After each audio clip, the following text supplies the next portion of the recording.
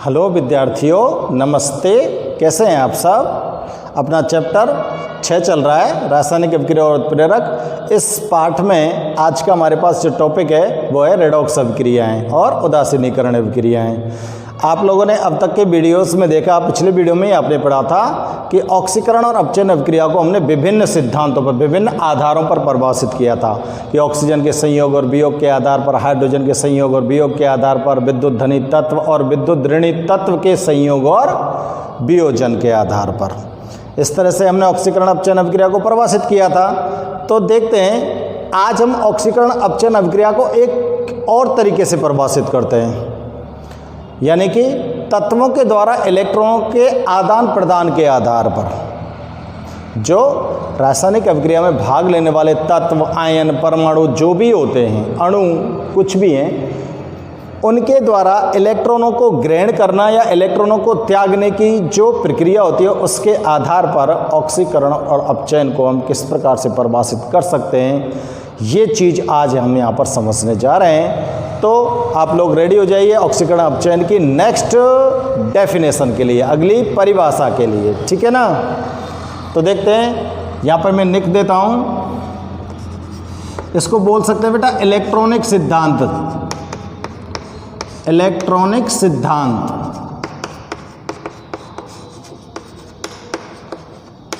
पर, इलेक्ट्रॉनिक सिद्धांत पर ऑक्सीकरण अपचयन, ऑक्सीकरण अपचयन अभिक्रियाएं।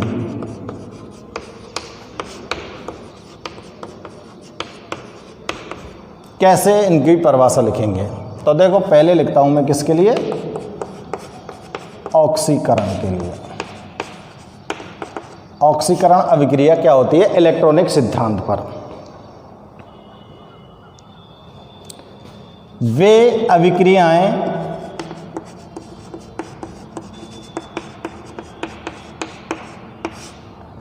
जिनमें कोई तत्व, अणु या आयन, तत्व, अणु या आयन इलेक्ट्रॉन त्यागता है, इलेक्ट्रॉन त्यागता है, उसे ऑक्सीकरण अभिक्रिया कहते हैं। अब कोई भी तत्व लो, कोई भी अणु लो, कोई भी आयन लो, और उनके अंदर से आपको इलेक्ट्रॉन को त्याग करवाना है, ठीक है ना। तो देखो, जैसे सोडियम अगर एक इलेक्ट्रॉन त्याग देता है तो ये सोडियम आयन बन जाता है। तो ये अभिक्रिया सोडियम का ऑक्सीकरण हो गया। ये तो सोडियम तत्व है और ये सोडियम परमाणु भी बोल सकते हैं, तत्व भी बोल सकते हैं, और इसको सोडियम आयन बोलेंगे। तो तत्व या परमाणु से आयन बनाए तो इलेक्ट्रॉन को त्यागा है, एक इलेक्ट्रॉन त्यागा है, तो ये ऑक्सीकरण अभिक्रिया हो गई, ठीक है ना। अब अगर बात करें इसकी, इसको क्या बोलोगे, फेरस आयन। क्या बोलोगे इसको? फेरस आयन, ठीक है। फेरस आयन अगर एक और इलेक्ट्रॉन त्याग देता है तो ये किस में परिवर्तित हो जाता है? फेरिक आयन में। ये आपको मैं समझा चुका हूँ, फेरस और फेरिक वर्ड को, शब्द को किस प्रकार से हम लिख सकते हैं। तो देखो, ये आयन का ऑक्सीकरण हो गया। किसका ऑक्सीकरण हो गया? आयन का। अब देखो, ये मैंने नोट किया बेटा, क्लोराइड आयन। क्या है इसको, क्या बोलोगे आप? Chloride ion. अब इस क्लोराइड आयन का आपको ऑक्सीकरण करना है, तो ऑक्सीकरण ये किस तरह से करेगा? क्लोरीन से क्लोराइड आयन कब बना था? जब उसने एक इलेक्ट्रॉन ग्रहण कर लिया था। इलेक्ट्रॉन ग्रहण कर लिए तभी तो इस पर एक ऋणावेश आया था। अब जो इसने ग्रहण किया हुआ इलेक्ट्रॉन है उसको ये त्याग देता है, इलेक्ट्रॉन को त्याग देता है, तो ये किस में बदल जाएगा, क्लोरीन में, और यहाँ ये इलेक्ट्रॉन त्याग दिया गया। समझ गए, क्लोरीन के द्वारा इलेक्ट्रॉन को त्याग दिया गया। अब क्लोरीन के द्वारा अगर इलेक्ट्रॉन को त्यागा गया है तो ये क्लोराइड आयन का क्या हो गया, ऑक्सीकरण हो गया। Cl2 किसका सूत्र है, क्लोरीन गैस का। तो ये ऑक्सीकरण के लिए इलेक्ट्रॉन त्यागने के बाद जो ऑक्सीकरण हुआ है उसमें जो उदाहरण हैं वो आपके सामने मैंने नोट कर दिए हैं, ठीक है ना। आप लोग इसको ध्यान रखना, इन सभी अभिक्रियाओं में एक लाइन लिख देता हूं मैं ऑक्सीकरण के लिए। ऑक्सीकरण अभिक्रियाओं में धन आवेश की पॉजिटिव चार्ज की वृद्धि होती है और नेगेटिव चार्ज की कमी होती है। सीधम सट्ट बात ध्यान रखिए ऑक्सीकरण अभिक्रिया के लिए। धनावेश की तो हमेशा वृद्धि होती है। देखो यहाँ 2 धनावेश है, यहाँ 3 धनावेश है, यहाँ एक होना हो, यहाँ 1 धनावेश आ गो। और ऋणावेश में कमी होती है, यहाँ 1 ऋणावेश था, यहाँ पर 1 भी नहीं रहा है। आ रही बात समझ में। तो ये ऑक्सीकरण अभिक्रियाओं में ऐसा होता है। इसके बाद इसी सिद्धांत पर हम बात करें किसकी, अपचयन अभिक्रिया की, ठीक है ना। तो बिल्कुल इसके उल्टी परिभाषा आप नोट कर सकते हो। उल्टी परिभाषा क्या होगी, इसमें तो इलेक्ट्रॉन त्यागे जा रहे हैं, उसमें इलेक्ट्रॉन क्या होंगे, ग्रहण कर दिए जाएंगे। वे अभिक्रियाएं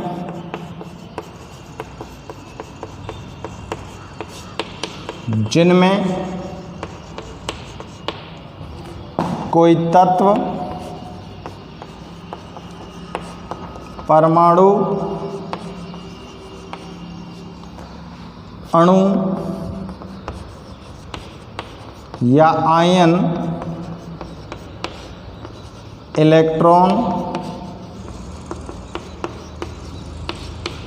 ग्रहण करता है, इलेक्ट्रॉन ग्रहण करता है, उसे अपचयन अभिक्रिया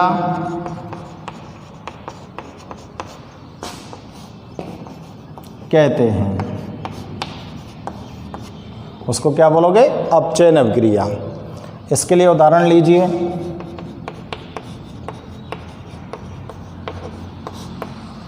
इसके उदाहरण लीजिए आप, और उदाहरण देखो। अगर क्लोरीन 1 इलेक्ट्रॉन को ग्रहण कर लेता है तो किस में बदल जाता है, क्लोराइड आयन में। समझ में आ रही बात। क्लोरीन ने 1 इलेक्ट्रॉन को ग्रहण कर लिया तो किस में बदल गया, क्लोराइड आयन। यहाँ पर लिख दिया था ना मैंने, Cl- को क्या बोला था, क्लोराइड आयन। ओके। और इसके बाद दूसरा उदाहरण देखते हैं कि अगर MnO4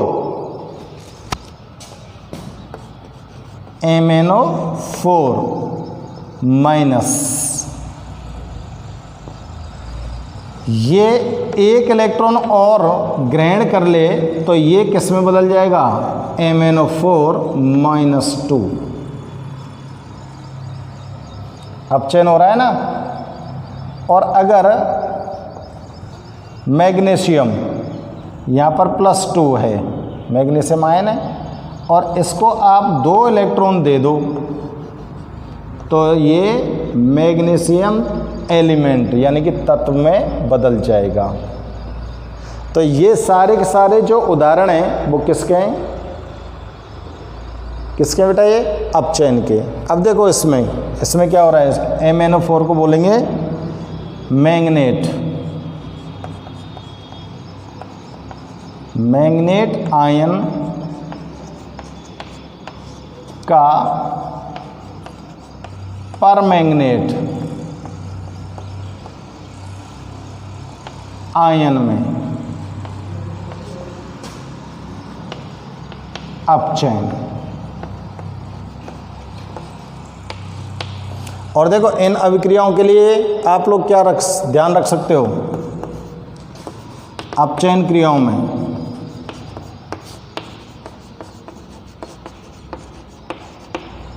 नेगेटिव आवेश की वृद्धि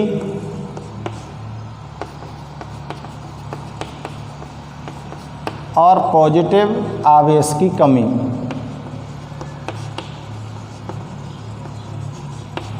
होती है। ये बॉक्स में बंद कर रहा हूं मैं, इंपॉर्टेंट लाइन है, ठीक है ना। और ये दोनों अभिक्रियाओं पर लागू हो रही है। चेक करके देख सकते हो आराम से। दोनों रासायनिक अभिक्रियाओं की परिभाषा को पढ़िए, उदाहरणों को देखिए और उदाहरणों को बिल्कुल परिभाषा के अकॉर्डिंग आप समझने की कोशिश कीजिए, ठीक है ना। और अब हम बात करते हैं बेटा किसकी, रेडॉक्स अभिक्रिया की। रेडॉक्स अभिक्रिया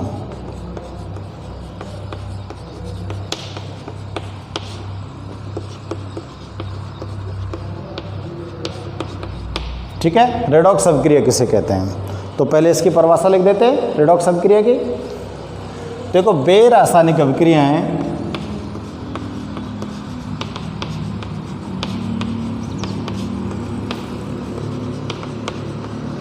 वे रासायनिक अभिक्रियाएं जिनमें एक पदार्थ का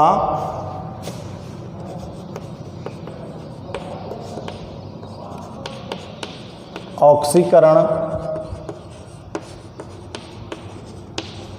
तथा दूसरे पदार्थ का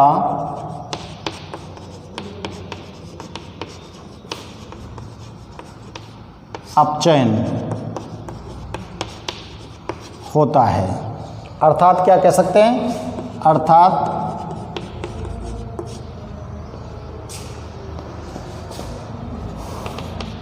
ऑक्सीकरण व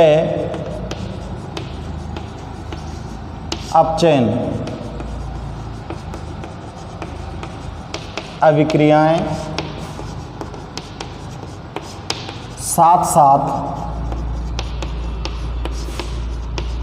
चलती हैं। जब एक पदार्थ का ऑक्सीकरण हो रहा है और दूसरे का अपचयन हो रहा है एक ही अभिक्रिया में, तो ऑक्सीकरण और अपचयन जो अभिक्रियाएं हैं वे एक संगे तो चलेंगी, ठीक है ना। अतः इनको रेडॉक्स अभिक्रिया कहते हैं। क्या बोल दिया इनको ही हमने, रेडॉक्स अभिक्रिया। अब चेक करते हैं कि रेडॉक्स अभिक्रिया में ऑक्सीकरण हो रहा है कि नहीं हो रहा है एक पदार्थ का, अपचयन हो रहा है कि नहीं हो रहा है एक पदार्थ का। क्या ये दोनों अभिक्रियाएं एक साथ चल रही हैं कि नहीं चल रही हैं। तो देखो उदाहरण लेते हैं बेटा, हम यहाँ पर उदाहरण लेते हैं। देखो जैसे Zn plus CuSO4 equal to ZnSO4 plus Cu। इसको चेक करते हैं। अब इसको चेक करते हैं और पता लगाते हैं कि किसका तो ऑक्सीकरण हो रहा है और किसका अपचयन हो रहा है। तो चेक करो बेटा, देखो यहाँ पर जो जिंक है, जिंक तत्व अवस्था में है, जिंक तत्व में, लेकिन यहाँ पर जिंक ने जिंक सल्फेट का निर्माण कर लिया। इसका मतलब कोई भी तत्व किसी दूसरे पदार्थ के साथ जब अभिक्रिया करता है तो उसको आयन बनना पड़ता है, और आयन बनने के लिए उस तत्व को इलेक्ट्रॉन या तो त्यागने पड़ेंगे या फिर ग्रहण करने पड़ेंगे। आगे बात समझ में। और यहाँ पर हम जानते हैं कि जिंक क्या है, धातु तत्व है, और ये धातु तत्व जो होता है ये इलेक्ट्रॉनों को क्या करता है, त्यागता है। और ये इलेक्ट्रॉनों को त्यागता है तो जिंक आयन बनाएगा, तो जिंक धातु तत्व से जिंक आयन बन रहा है। इसका मतलब जब जिंक इलेक्ट्रॉनों को त्याग रहा है तो यहाँ पर ऑक्सीकरण किसका हो रहा है? जिंक का हो रहा है। किसका ऑक्सीकरण हो रहा है? जिंक का। तो इस देखो इसको कैसे लिख सकता हूँ मैं? जेरेन, इसने यहाँ पर Zn+2 आयन बनाए और 2 इलेक्ट्रॉनों को इसने त्याग दिया है। समझ में आ गई बात अभिक्रिया? इसका मतलब जिंक का क्या हो रहा है? ऑक्सीकरण। समझ में आ रही है ना बात? अब देखो किसकी बात करें? कॉपर की। कॉपर यहाँ कौन सी अवस्था में? आयन अवस्था में, क्योंकि ऑलरेडी ये दूसरे आयन के साथ मिला हुआ है और यौगिक का निर्माण कर रहा है। तो ये धनायन है और ये ऋणायन है। ये आयन अवस्था में, आयन अवस्था से कौन सी अवस्था में जा रहा है? तत्व अवस्था में। उदासीन एरोक ना एरोई। तो आयन थे और उदासीन एरो है, तो इसका मतलब इसने क्या किया है? इलेक्ट्रॉनों को ग्रहण किया है। इलेक्ट्रॉनों को क्या किया है? इसने ग्रहण किया है। और इलेक्ट्रॉनों को ग्रहण करना क्या कहलाता है? अपचयन कहलाता है। ठीक है ना? Copper +2 electron equal to copper. Copper का अपचयन। तो देखो बच्चों, जिंक का ZnSO4 में ऑक्सीकरण हो रहा है। कॉपर सल्फेट का कॉपर में अपचयन हो रहा है। समझ में आ रही है कि ना आ रही बात? बताओ, दोनों रासायनिक अभिक्रिया एक संग चल रही है कि ना चल रही? और अगर ये दोनों रासायनिक अभिक्रिया एक संग चल रही हैं तो कौन सी कहलावेगी? रेडॉक्स अभिक्रिया कहलाएगी कि नहीं कहलाएगी? यहाँ पे नीचे बने लिख सकता हूँ मैं। इस अभिक्रिया में जिंक का ZnSO4 में ऑक्सीकरण तथा कॉपर सल्फेट का कॉपर में अपचयन हो रहा है। इसलिए इस अभिक्रिया को क्या बोल सकते हैं हम? रेडॉक्स अभिक्रिया बोल सकते हैं। अब देखो एक उदाहरण और ले लो आप। Iron third oxide plus CO equal to Fe+CO2। Iron oxide के साथ कार्बन मोनोऑक्साइड की अभिक्रिया करवाई है, तो यहाँ पर हमको आयरन मिल चुका है और CO2 गैस बनी है जो यहाँ से बाहर निकल जाएगी। यहाँ से बाहर निकल जाएगी। अभिक्रिया का संतुलन चेक करो भैया। यहाँ पर आयरन के 2 हैं, तो यहाँ पर आयरन के 2 लगाने पड़ेंगे। ऑक्सीजन कितना है? 3 और 1 4। और इधर कितने? 2। तो क्या करूं बताओ? नई सिस्टम बैठेगा 2 से। अगर यहाँ 2 का मल्टीप्लाई करता हूँ तो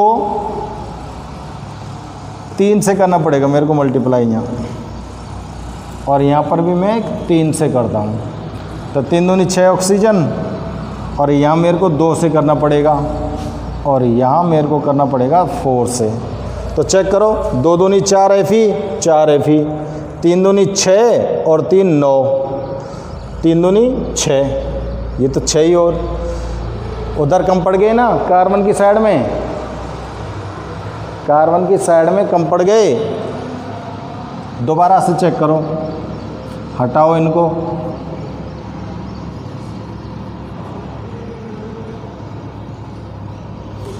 Fe को कर दो 2, यहाँ मैं 3 ले लेता हूँ, ठीक है ना। तो 3 ऑक्सीजन और 3 ऑक्सीजन 6 गई, और यहाँ 3 से मल्टीप्लाई करता हूँ। अब हो गया ये संतुलित।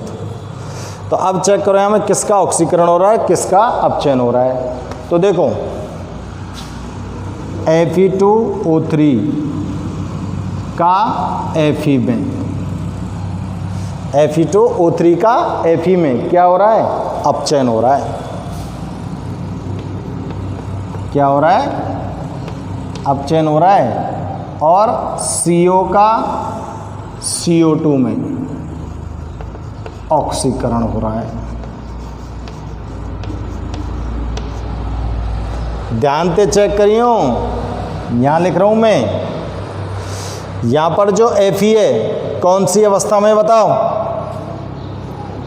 Fe की संयोजकता +3 है। यहाँ कितने के, +3, क्योंकि Fe की संयोजकता तो की गई और ऑक्सीजन की गई। अब आयरन फेरिक आयन है ये, और फेरिक आयन से कौन सा बन रहा है, उदासीन परमाणु बन रहा है। तो यानी इलेक्ट्रॉन ग्रहण करें तभी तो ही Fe में बदले हुए, जब ही तो ये Fe में बदले हुए। और जब इलेक्ट्रॉन ग्रहण करें तो ई का आएगा अपचयन। आ रही ना बात समझ में। यहाँ पे ध्यान करो, कार्बन के संग केवल एक ही ऑक्सीजन है, तो या को मतलब कार्बन ने कम इलेक्ट्रॉन त्याग करें, कार्बन ने कम इलेक्ट्रॉन त्याग करें। और यहाँ कार्बन के संग 2 ऑक्सीजन जुड़ गई, या को मतलब कार्बन ने ज़्यादा इलेक्ट्रॉन त्याग करने पड़े, कार्बन ने ज़्यादा इलेक्ट्रॉन त्याग करने पड़े, जब ही तो 2 जुड़ेंगी। देखो CO ये कार्बन हो गया, कार्बन के बाहरी कोश में 4 इलेक्ट्रॉन है, 4 इलेक्ट्रॉन के संग अगर इधर ऑक्सीजन जोड़ देता हूँ मैं, तो ये ऑक्सीजन के हो गए 6 इलेक्ट्रॉन। तो ये तो क्या बन गया, CO गैस। और अगर CO2 गैस बनानी है तो इतको ऑक्सीजन और इतको ऑक्सीजन, तो अब कार्बन परमाणु ज़्यादा इलेक्ट्रॉन त्यागने पड़ रहे हैं ना। आयन बनवे का जाए, यहाँ तो वो +2 ते ही काम चला रहा है, यहाँ पर +4 बनावे को। अब जब इलेक्ट्रॉन त्याग रहे तो अभिक्रिया कौन सी है जाएगी, इलेक्ट्रॉन त्याग रहा है तो अभिक्रिया बता दो भैया। इलेक्ट्रॉन त्याग रहा है तो अभिक्रिया हो जाएगी भैया किस में, ऑक्सीकरण में। कौन सी हो जाएगी, ऑक्सीकरण। तो देखो यहाँ पे लिख सकते हैं अभिक्रिया में Fe2O3 का Fe में अपचयन तथा CO का CO2 में ऑक्सीकरण हो रहा है। ठीक है, तो ऑक्सीकरण अपचयन के लिए आपने 2 उदाहरण यहाँ पर चेक किए हैं, ध्यान से देख लियो। और दोनों उदाहरणों से इस अभिक्रिया को आप आराम से क्लियर कर सकते हो। ठीक है ना, आराम से क्लियर कर सकते हो। अब देखो चेक करते हैं हम कि रेडॉक्स अभिक्रिया में ऑक्सीकारक और अपचायक पदार्थ कौन से होते हैं। ऑक्सीकारक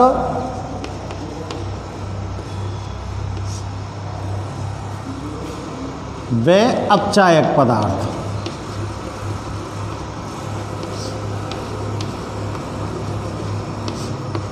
ऑक्सीकारक और अपचायक पदार्थ को पहचान कर सकते हो आप रेडॉक्स अभिक्रियाओं में। ठीक है ना, तो देखो पहले बात करें हम ऑक्सीकारक पदार्थ की।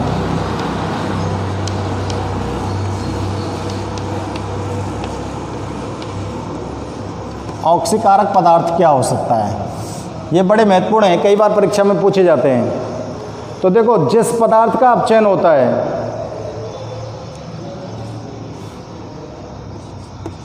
रेडॉक्स अभिक्रिया में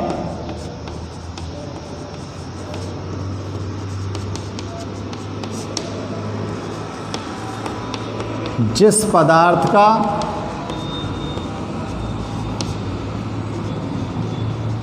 अपचयन होता है,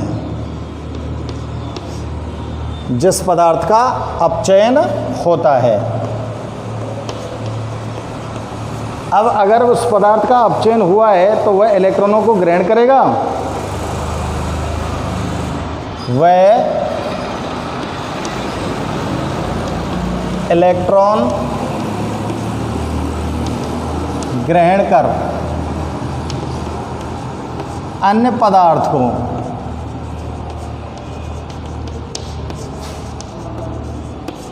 अन्य पदार्थ को ऑक्सीकृत करता है। इसे ऑक्सीकारक पदार्थ कहते हैं।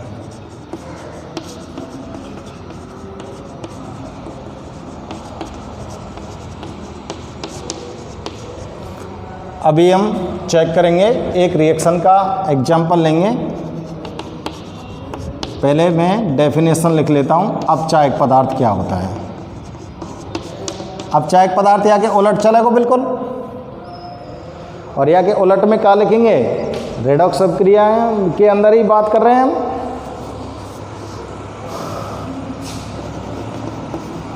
अभिक्रिया में जिस पदार्थ का ऑक्सीकरण होता है,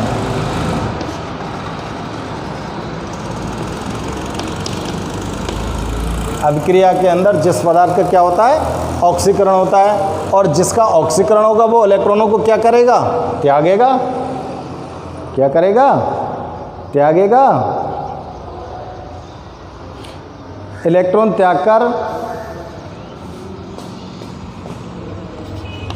वह इलेक्ट्रॉन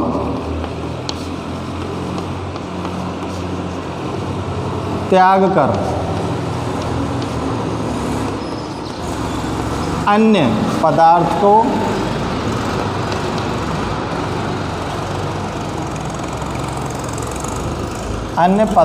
को अपचयित करता है।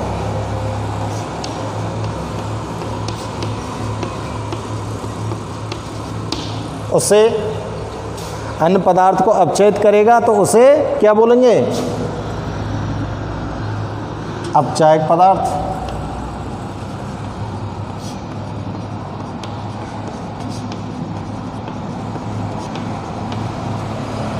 समझ में आ रही है क्या बात।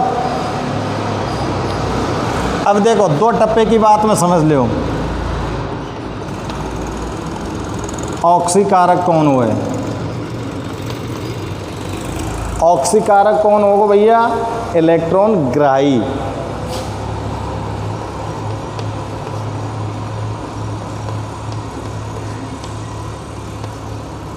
इलेक्ट्रॉन ग्राही अभिकारक, जो क्रियाकारक इलेक्ट्रॉन को ग्रहण कर रहा है। और अपचायक कौन होगा, बहुत ही साधारण सी पहचान लिख रहे हैं आपके लिए।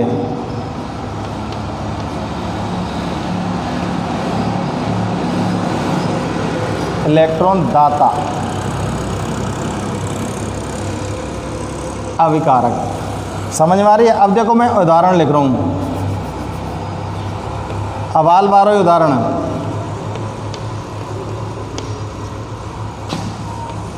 और यही उदाहरण में चेक कर लीजिए तुम। अब यहाँ में तो तुमने ऑक्सीकारक पदार्थ और अपचायक पदार्थ छांटना है। ऑक्सीकारक पदार्थ बताओ कौन सा है आपकी क्रिया में।